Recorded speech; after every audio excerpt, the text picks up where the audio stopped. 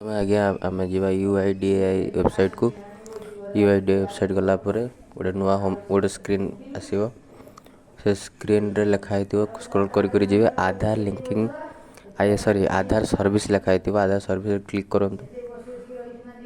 आधार service click कले तापर आ गोटे नुआ स्क्रीन स्क्रीन को पलि आसो देखिए स्क्रॉल करेंगे आधार लिंकिंग स्टेटस लिखाई तले बैंक सेटिंग भी लिखाई सबको क्लिक करूँ।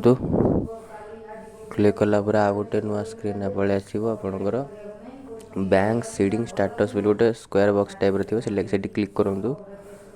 से क्लिक कलापर आ गोटे नुआ स्क्रीन आसी कौन करेंगे ना तनी आपणकर आधार नंबर भरिया कही आधार नंबर भरीदे आउ कैप्चा कोड भरिया कही कैप्चा कोड भरिक लॉगिन करदे।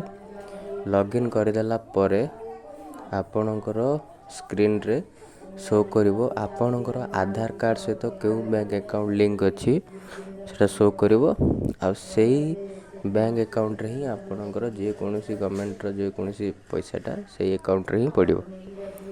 धन्यवाद आज्ञा। जय जगन्नाथ। दयाकोरी वीडियो को लाइक शेयर सब्सक्राइब कर दियंतु।